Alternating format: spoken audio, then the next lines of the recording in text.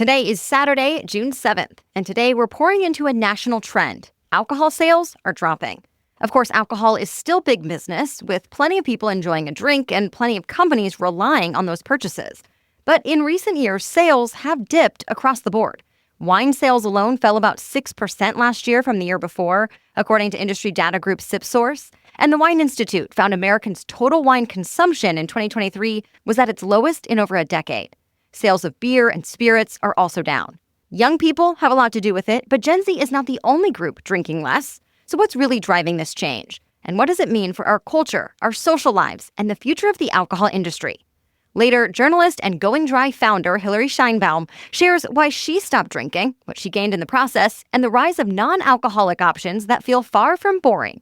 But first, Christian Miller, research director at the Wine Market Council and head of Full Glass Research, is here to break down the big picture data and how consumer habits across generations are shifting. Whether you drink or don't, this episode explores how wellness trends, economics, and personal choices just might be reshaping America's drinking culture. Welcome to the Newsworthy Special Edition Saturday, when we sit down with a different expert or celebrity every Saturday to talk about something in the news.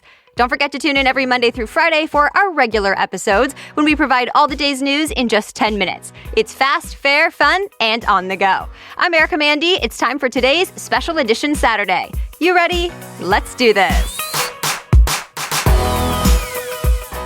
Christian Miller, thank you so much for joining us here on the Newsworthy. Thank you. Glad to help. So first, I'd just like to get your overall take. What is happening with wine sales and alcohol sales from your viewpoint? Well, wine sales, after over 20 years of booming and outgrowing most other food and drink categories, have declined for the last couple of years. And that has come in tandem with the decline in a number of categories of alcohol. Now it's pretty much the entire alcohol segment is declining moderately in sales the last couple of years. And wine specifically, though, has taken the biggest hit, is my understanding. Is that correct? It depends on how you want to define the segments. Beer was doing worse than wine for a while, and then wine surpassed it in the last couple of years in terms of decline. How serious of a downturn is this? And what's the mindset of a lot of the people involved in the process of putting out a bottle of wine? Well, the mindset is pretty gloomy, but it's partly gloomy. It depends on where you are in the sort of the production and distribution system. And also it's more, cloudy with chances of showers than a downpour. And what I mean by that is that if you actually look at the fortunes of individual wineries or vineyards, over a third of them are actually up in sales. I think the Bank of Montreal's estimate was 40% in their last annual report. So there are a lot of wineries that are actually still growing in sales. It really depends on which sector you're in and how well you've managed your marketing and really kind of consumer constituency, I guess is the way to put it. I know Nielsen has found 45% of Gen Z adults, 21 and older, have never had alcohol. So what is your research showing, or what does the data show about the reasons for some of this? Well, as usual, the young consumers get all the hoopla and publicity and press coverage, but I think that's something of a miscomprehension. What we've found, we run the largest tracking survey of beverage alcohol consumers and wine consumers in particular here at the Wine Market Council. And what we found is actually the proportion of abstainers has increased more among people age 60 and over in the last 5 to 7 years than it has among people aged 30 to 60. Now, the younger 20-somethings are something of an anomaly here in that their participation rate in alcohol has indeed declined below that of previous generations. So the older generation and the younger generation together are contributing to this decline is what you're saying? Yes, you might call it a bipolar kind of decline. It's a very murky picture for wine in particular because there are a lot of things that correlate with wine's decline. For instance, people have changed their, meal habits, or, people are concerned about spending money and wine is perceived as more expensive and so on and so forth. And they all correlate to some extent with wine declines, but they also correlate with each other. So you've got this really kind of tangled picture. We did a lot of elaborate statistical analysis on data from a variety of sources last year, and our conclusion in partnership with Nielsen was that really it was alcohol reduction broadly that was driving this downturn. So when we're thinking about the reduction in alcohol consumption overall, what are the reasons you're aware of for that? And my understanding is that wellness plays a part in that. I know one report said younger people view alcohol, are calling alcohol poison, that it's like the new cigarette. I don't know if it's as extreme for everybody, but what role is wellness? It's not that sort of social media hoopla, but it is true that wellness is an important driver. Economics are too, but to a somewhat lesser extent, and we can get into that. But wellness or health concerns are a major driver. I think, though, where a lot of people, both, on any side of the topic, make a mistake is that they conflate wellness with, very narrow and precise concerns over the health impact of drinking wine or other forms of alcohol. And what we found is that people have a much broader, it seems to be a broader sense of wellness that's driving a lot of this. I don't feel as well, or I feel lower energy if I drink too much, or I'm concerned about too much sugar in cocktails or wine, or, things like that. It's a broader definition of wellness that is driving this downturn, I believe. There seems to be an increase in the sale of non-alcoholic beverages. What are you seeing with those types of beverages? Yes, definitely the non-alcohol versions of cocktails and beer and wine are all growing at significant rates. And beer has by far the largest, it kind of got the biggest head start in this category, and it's the easiest to produce in terms of mimicking the flavors of the alcohol versions. So it's got the largest base, but you're seeing, NA cocktails and NA wine, NA RTDs, or ready to drink, which involves everything from pre-mixed cocktails to hard lemonade to hard kombucha to wine spritzers, all outgrowing the market by quite a bit. Are these typically new companies, or are they more traditional alcohol beverage companies trying to get into that space? It's a combination of both. Mm-hmm. The technology is and techniques for producing a decent version of a non-alcoholic wine are a bit more complicated and often newer than they are for beer. So it's that, the production methods are changing quite rapidly in the wine sector and improving, I'd say, quite a bit. So as you think, based on the trends of younger and older people choosing differently, what are you watching for? If not a prediction, what are you looking for? I think the development of non-alcoholic wines that carry that same authenticity, the flavor of the grape, the flavor of the region it was grown, I think has tremendous potential. In terms of, Gen Z, it's a question of, it's still very early. Over half of them are still under legal drinking age. So we really don't know where that's going to end up. And you're naturally experimenting with all kinds of drinks. The hallmark of people, especially in their 20s and 30s, but generally now in the market, is people are jumping back and forth between categories all the time and trying different things. So it's not a time to sort of throw up your hands and say, oh, we're doomed, it's hopeless. It's really a matter of, understanding and talking and introducing people to what's unique and different about wine. Still ahead, she gave up alcohol on a whim, and it ended up changing her life. Hilary Scheinbaum is a journalist, founder of GoingDry.co, and author of Going Dry, a practical guide to drinking less and living more. She's sharing her personal experience and why she believes more people are choosing to drink less without giving up the fun. Plus, her favorite mocktail recipe for summer. That's next, but first, a break for our sponsors. It's that time of year, and while I love spring for many things, it unfortunately also comes with sneezing, itchy eyes, and nonstop congestion. So why suffer when relief could be a click away? ZocDoc has you covered with easy access to a nearby allergist, a pediatrician for your little ones, a telehealth option for quick care, and more.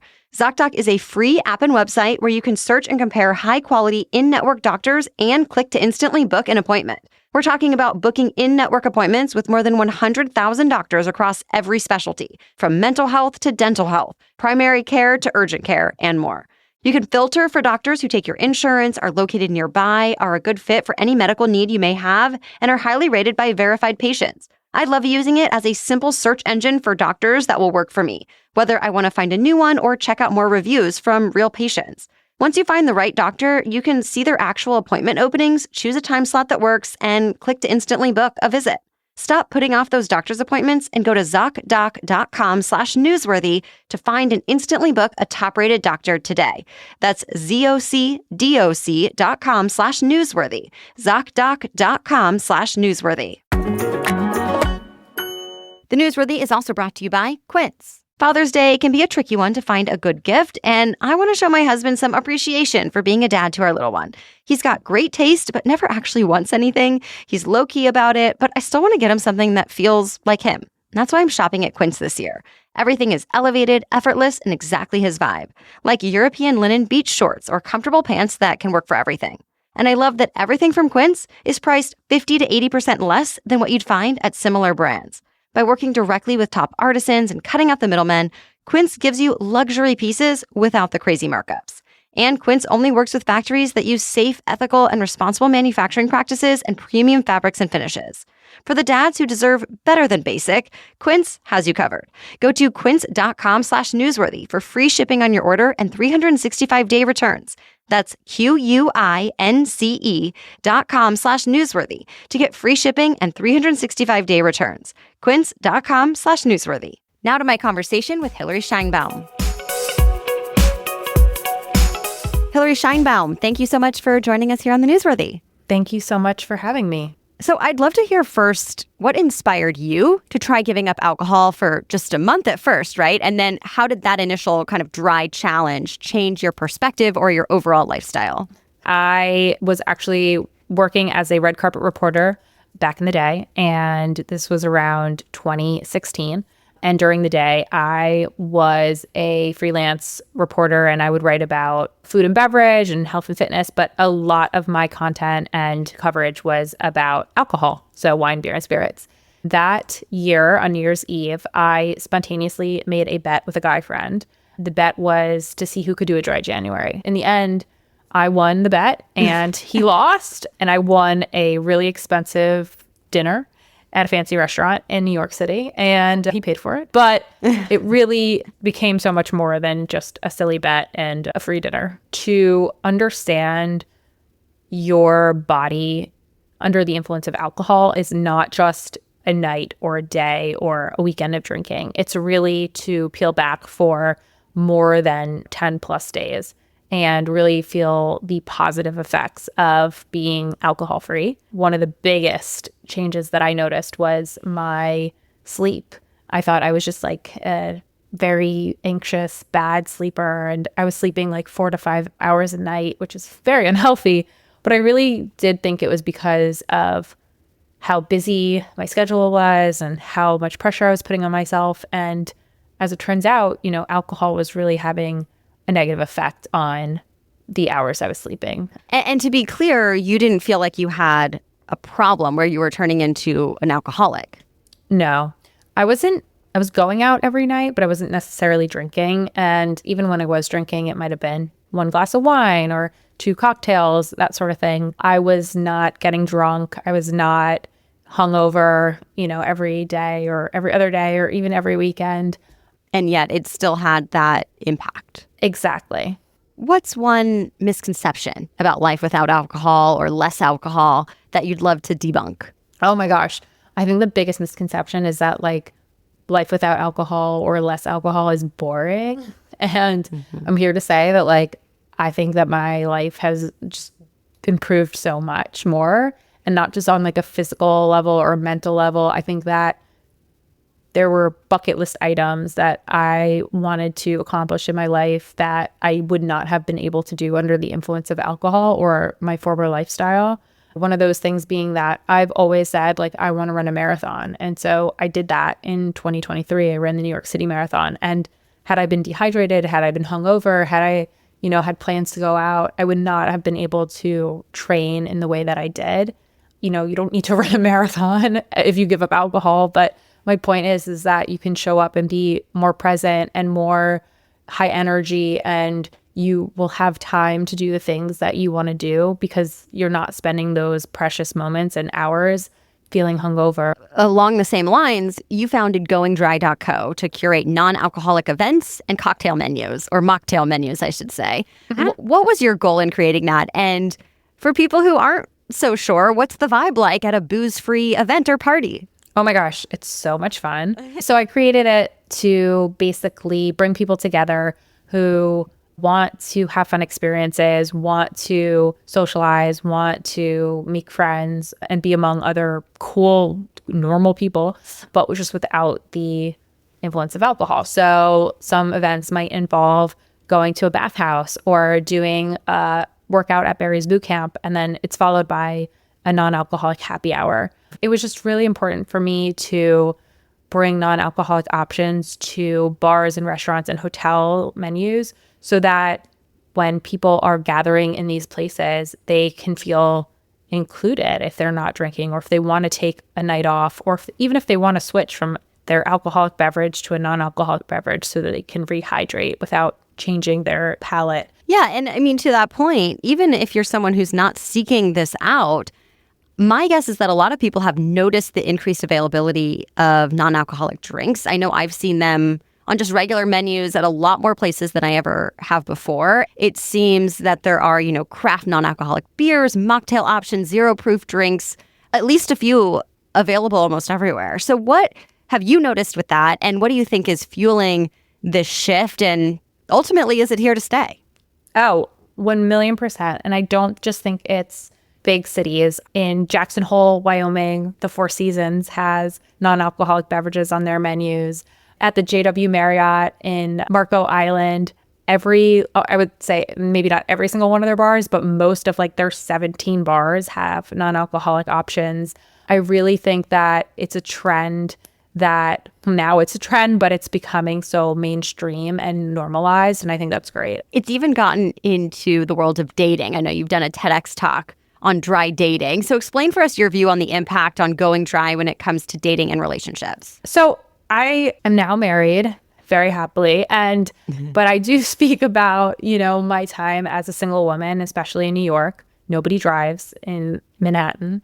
And so people tend to meet at the bar. Your first date, you might know what your potential partner's favorite drink of choice is before you even know their last name if you just met them on an app. You know about what their drink preferences are before their political views, before anything about their upbringing or their family. And so I really find that, especially with dating, there's such an emphasis on grabbing a drink. People don't even ask, hey, do you want to go on a date? They say, let's grab a drink.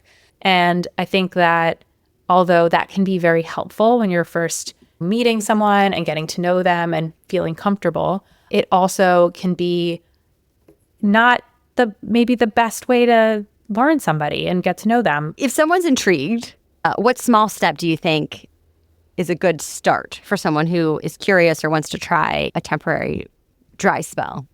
Giving up alcohol is a really difficult thing, regardless of if you're a social drinker or, obviously if you're really, really struggling, then you should seek professional help from somebody, in the medical community. But alcohol is everywhere. It's at sports games, it's at birthday parties and celebrations, it's at weddings. It's also part of mourning, think about it. Somebody gets dumped. The first thing that you might be offered is let's go grab a drink to heal your wounds, So I think that if somebody is trying a dry month and they have a one drink month or something like that, it's okay. You can start over, not all is lost. I think it's just about drinking less and just being aware of, what you're consuming and why you're consuming it.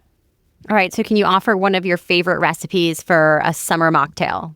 Yes. The French 79 is typically a drink that's made with champagne and gin and lemon juice. And so I have renamed it the French 89 in honor of Taylor Swift because I am a Swiftie. I don't know if that's acceptable in your circles, but so French 89 is 1 ounce of non-alcoholic gin. I usually use Free Spirits gin or Fluere, then 1/4 of an ounce of simple syrup, 1/4 of an ounce of lemon juice, and then 3 ounces of non-alcoholic sparkling wine.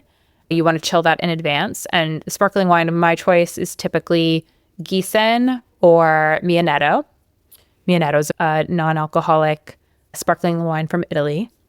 And then you're going to use a lemon peel for garnish. So you add all of those ingredients to the glass, you stir, and then you add the lemon peel garnish for fun. So it still can be a fancy drink without the alcohol. Exactly. I also think it's like fun because it's like effervescent. It's like celebratory. It's fun to look at. It's just like pretty. And yeah, I think refreshing for summer. Exactly. Big thanks to our guests today. Check out more of Hilary Scheinbaum's work at goingdry.co or search for her books, Going Dry, a Workbook, and The Dry Challenge. Or find more information on the Wine Market Council and its research at winemarketcouncil.com or check out fullglassresearch.com for data on the food and beverage industry in general. If you enjoyed this episode, please be sure to share it with a friend. And as always, join us again right here at The Newsworthy to stay in the know throughout the week. We provide 10-minute daily news roundups every Monday through Friday. So we'll be back on Monday with the latest news to know. Until then, have a great rest of your weekend.